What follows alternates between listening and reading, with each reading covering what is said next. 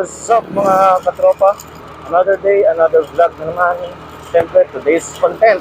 Puntahan natin yung Honda ADV 160 latest motorbike ng Honda. Yan yung inaabangan ng mga tao kasi 160cc na adventure scooter, no? So, siyempre, kasama ko na naman si Moto King. Ayan, yung sa unahan ko. Yan mga katropa, pupunta tayo sa SMDI flagship Numancia, Aklan. Bale, ano siya, dealer siya ng mga big bike dito sa buong Panay. Nag-iisa lang yan. Walang mabibilan sa iba't ibang lugar dito sa Panay. Kahit sa Bacolod, dito lang yan sa Numancia, yung flagship store ng Honda Big Bikes. So, ayun mga katropa, thank you for the good weather.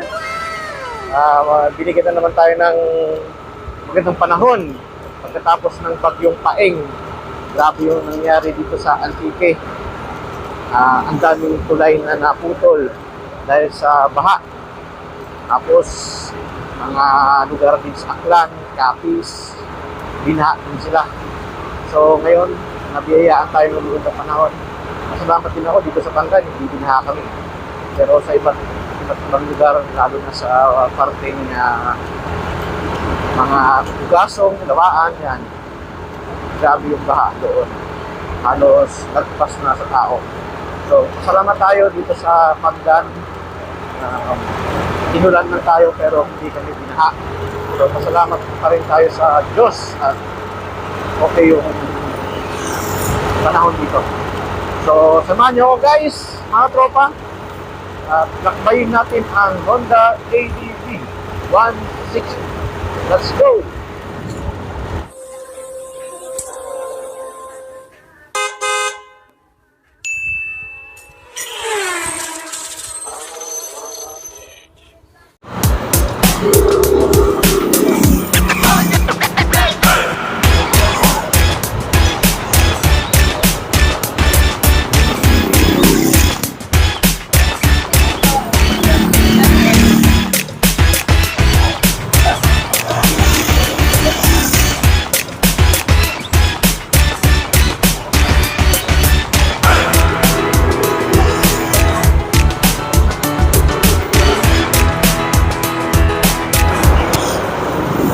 Ayun mga katropa, dito na tayo sa Numancia, Aklan.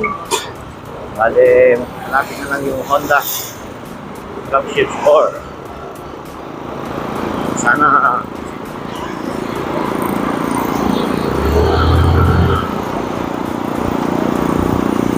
so ayan mga katropa, nakikita ko na po yung Honda flagship store. So, dito tayo sa kaliwa.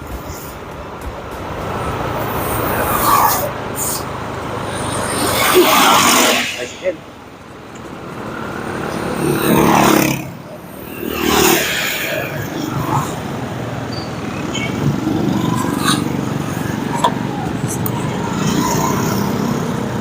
So, ayun, nandito tayo mga katropa.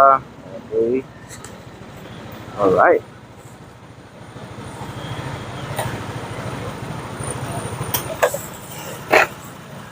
Yo, what's up mga katropa? Bali dito kami ni Moto King sa Honda Numancia flagship store ng SMDI Kalibo, Aklan.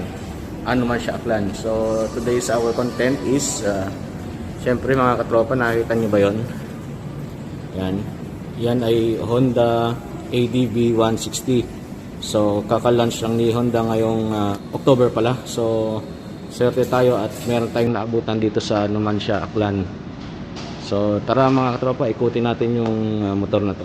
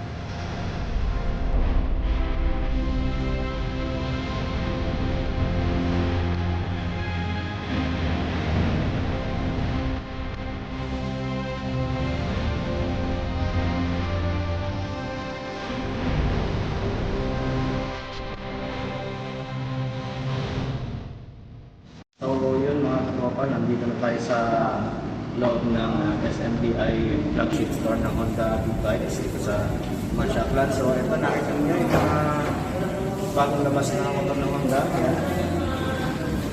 Siyempre, dito tayo sa Honda ADV 160. So umpisahan natin dito sa harapan. So dito, ito yung windshield niya. Adjustable siya. Ito, dito siya, hilahin lang yan. Yan. Bale, tumaas siya mga katropa kasi dati medyo maliit lang yung kanyang windshield. So ngayon, tumaas na siya tapos pwede siyang adjustable. Tapos dito, sa tagiliran, yan. Ito yung kanyang signal light. LED siya mga katropa, LED. Yan. So, matibay naman siya. Tapos dito sa kanyang headlight, naka-LED na rin siya. Tapos meron siyang daytime running light. Ito. Kapag naka-on yan, umiilaw yan ng kulay white. So, ayan. Ito yung new technology ng Honda. Yan na tawag na HSTC or yung Honda Selectable Torque Control. So, ibig sabihin yan, para siyang traction control system na same specs, same ang kanyang pag-operate pero magkaiba sila ng pangalan. Siyempre hindi naman sila pare-parehas ng pangalan kasi iba naman yung brand nila. So ang meaning ng HSTC, siya yung nagko-control ng gulong sa likod. Magkasabay sila yung likod tsaka yung front niya na iikot para hindi siya mag-skid sa mga putik, ganun. So dito sa kanyang baba, yan yung kanyang front suspension. So makapal siya, mataba yung kanyang suspension.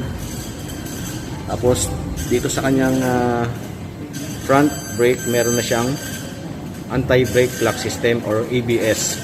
So pagkakaalam ko, ang kanyang brake ay single channel ABS lang siya. So ayan, dual sports tire, 110/80 by 14. So dito tayo sa kanyang tagiliran, mga tropa, no. Yan yung kanyang na-notice ko din sa kanyang bagong front fairing. Yung dito niya, yung side niya dito. Yan. So nag-iba din siya. Medyo tumulis yung part niya dito. Tsaka nag-curve siya dito. Ayan. Tsaka na-notice ko din yung kanyang extended na footboard dito is parang lumaki. Kasi sa previous model, parang maliit lang, ganito lang siya. So yan din yung na-notice ko. So syempre, meron ding kanyang silver dito na kulay sa kanyang parang skid plate yata to tawag dyan. Ayan. So ayan, yung combination ng kulay nito is matte solar red metallic. Combination niya is parang gray, matte gray. Yan. Kakulay siya ng kanyang handlebar dito sa manibela niya. So dito tayo sa gitna ng Honda ADV is ito yung kanyang footrest. So yung kanyang footrest ay parang premium talaga yung dating niya kasi maganda yung pagkakagawa ng Honda. Ayan, no? Nakapantay siya sa fairing ng motor. Ayan. So syempre hindi mawawala yung ADV 160 logo. Naka-emboss siya. Ayan. Tapos dito tayo sa kanyang seat, sa kanyang upuan. So na-notice nyo mga katropa is gumanda yung kanyang quality ng upuan. Tapos meron siyang puti na stitches. Yan, sporty yung dating niya. Para na siyang upuan ng Yamaha Aerox 155, di ba? Tapos na-notice ko din mga katropa, yung portion dito is parang bumaba. Para abot ng mga Pinoy na bibili, no? Kasi yung una, madaming nagreklamo na mataas daw yung upuan. So yung ginawa ni Honda, binabaan niya dito, parang tinapyasan yung upuan para bumaba yung seat height niya. Yan, dito tayo sa kanyang bahaging harapan sa kanyang gas tank. Ayan. Meron na siyang 8.1 liters. So ayan. So ito yung kanyang airbox. Ayan. Yung kanyang airbox, ito yung kanyang crankcase. Same siya sa PCX 160. Siyempre, ito yung pinagmamalaki ng Honda EDV is yung Showa rear suspension. So hindi ka na kailangan magpalit kasi naka Showa na siya na meron na siyang baso. Ayan. So yung rear tire niya is 130 by 70 by 13, dual sports din siya. Ayan. So dito tayo sa kanyang taillight. Ayan. Yung kanyang taillight ay LED na rin. Tapos yung kanyang signal light sa likod ay naka-LED na rin. Ito yung kanyang plate light reflector. Tapos dito na yung kanyang handle grip. Kapag magsa-center stand ka, dito mo hawakan. So ito yung forma ng kanyang tambutso. Manonotice nyo, silver, tapos black, plastic. Combination ng black and silver na accent yung kanyang tambutso. Tapos dyan yung kanyang radiator kasi liquid cooled itong Honda ADV 160. So dito tayo sa kanyang handlebar. So ayan mga katropa, dito yung kanyang high beam tsaka low beam, horn, signal light. Tapos sa kabila naman meron siyang, ito yung kanyang idling stop system or ISS. Tapos ito yung kanyang hazard. Tapos ito yung kanyang start. So dito tayo sa kanyang panel. Nandito ng kanyang menu button. Kasi nung una kasama siya sa screen. So ngayon nasa menu button na siya. So mga katropa, bale tingnan natin yung loob ng kanyang seat compartment. So na-notice ko, meron na siyang spring. Bale, ganyan yung itsura ng kanyang ng kanyang upuan kapag inangat. Tapos pwede rin siyang i-extend, ilahin to. Ayan. Para fully open na siya. Para hindi na mahirapan yung driver nito na maglagay ng gamit. So ayan yung kanyang loob. Ginawa na ni Honda na 30 liter capacity yung kanyang U-box. Ayan. Kasya kayong helmet dito. Try natin. So mga katropa, sinubukan namin yung helmet kung kakasya sa under seat compartment niya. So ito yung nangyari. Ayan, hindi siya kasya. So mga katropa, bale ipa-flash ko na lang sa screen yung specs ng motor na to, yung makina, yung kanyang seat height, tapos yung kanyang ground clearance, ipa-flash ko na lang sa screen.